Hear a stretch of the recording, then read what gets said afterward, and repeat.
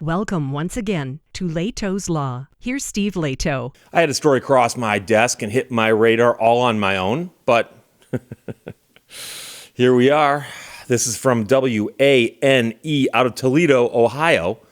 Campbell Soup admits to dumping waste into the Maumee River, violating the Clean Water Act 5,400 times. Now, Gracie Chareau wrote the story. And, if you break the law once or twice, you can say, hey, it was an accident. I didn't know. Ignorance of the law? No, once or twice. A couple times, a pattern maybe. 5,400 times. And this, according to the headline, we'll get to the story, but Campbell Soup admits to doing this. So it's what I like to call a head scratcher. Campbell Soup Supply Company admitted to violating the Clean Water Act in response to court documents filed by multiple environmental agencies. So, for instance, Environment Ohio, Lake Erie Waterkeeper, and the U.S. EPA, or the Environmental Protection Agency, all filed a joint lawsuit against Campbell Soup Supply Company. The company admitted recently to violating the Clean Water Act at least 5,400 times between April 2018 and December 2024 at its canning factory in Napoleon, Ohio. Now, I could do the math on this, but I'm looking at 2018 to 2024, 6 years, 6.5, something like that. And still to get 5,400 times out of that appears to be that it happened quite a bit. Campbell's admission that it committed these violations will speed this case toward a trial that will decide what steps the company must take to curb its pollution and how large a civil penalty should be imposed. That's great news to the people who live along the Maumee River and Lake Erie, who want prompt action on reducing sources of the toxic algae in their local waters, says a man from Clean Water for Environment Ohio. We appreciate Campbell's willingness to work cooperatively with us and the federal government to solve its compliance problems rather than spending time and effort contesting clear-cut violations of the Clean Water Act. Now, people in the Midwest know about this, but there have been issues in Lake Erie in the last few years. There are 5 Great Lakes: Huron, Ontario, Michigan, Erie, and Superior. Those are in the order for which the acronym to remember them is in. HOMES: Huron, Ontario, Michigan, Erie, Superior. However, Lake Superior is the furthest north, and it's the largest of the 5, and it's quite cold, and the water's quite clean. But as the Great Lakes system flows the water out eventually into the St. Lawrence Seaway, then out into the ocean, people have noticed lately that sometimes there's issues in Lake Erie, and Lake Erie is shallower and smaller than some of the other Great Lakes. And so there are often algae issues in Lake Erie. And many people suspect that it's because of things coming into the lake down there from the rivers, some of which might be coming from Ohio. So the lawsuit was filed back in March of last year and alleged violations of dumping wastewater containing, basic soup chemicals, phosphorus, ammonia, E. coli bacteria, oil and grease, suspended solids, and other harmful pollutants into the Maumee River, which then goes down to Lake Erie. I'm joking, of course, about those being soup ingredients, but it's Campbell Soup admitting they dumped these things, and that is including phosphorus, ammonia, E. coli bacteria, oil and grease, suspended solids, and other harmful pollutants. Now, I guess to be technical, that was the allegation in the lawsuit that was filed. But of course, the headline is Campbell Soup admits to dumping waste. And this is the lawsuit that they're talking about. So there you go. The largest concern, according to Environment Ohio, is the phosphorus released in these wastewater dumps, which feeds toxic algae and creates toxic algae blooms that can harm lake goers and cause cyanobacteria in drinking water. And in case you didn't know this, many of the communities near the Great Lakes get their drinking water from the Great Lakes. So if you are in Ohio, you might be drawing your drinking water from Lake Erie. And so you don't want that water being polluted if you can avoid it.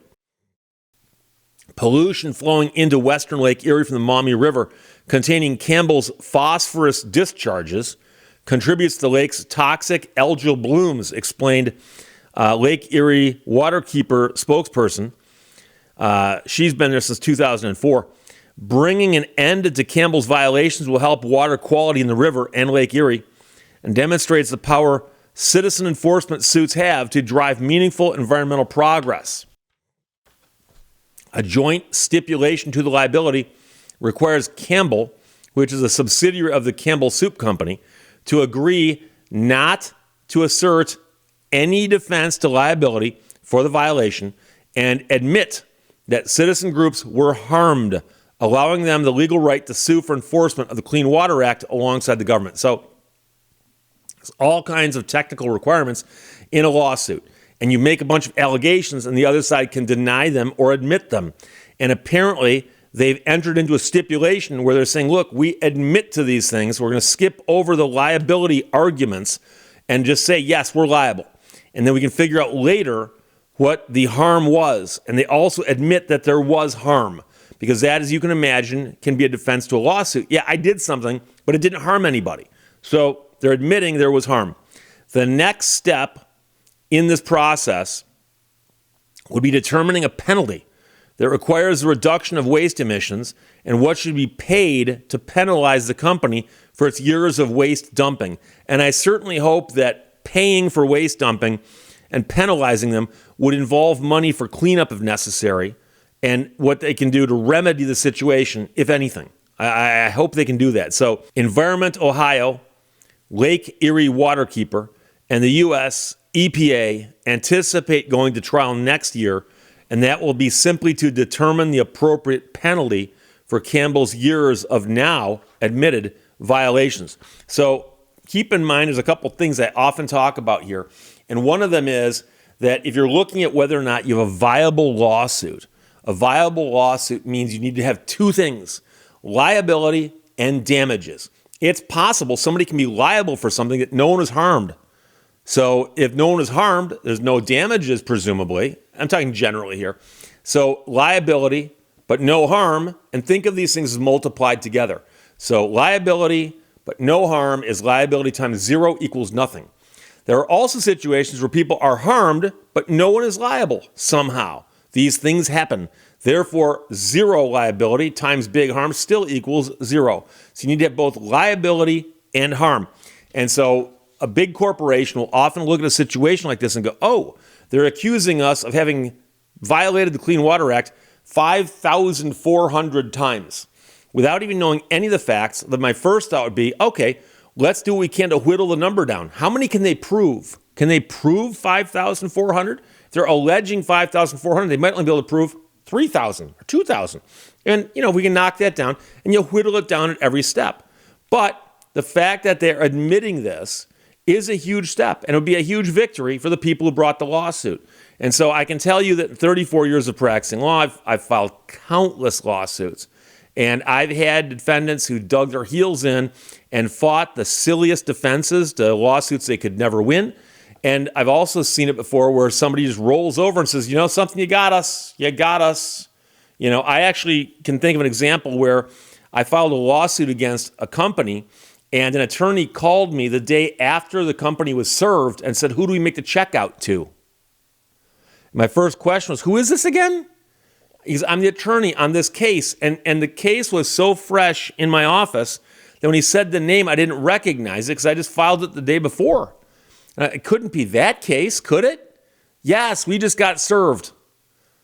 Oh, okay, yeah, here's who you make the check. How big of a check now?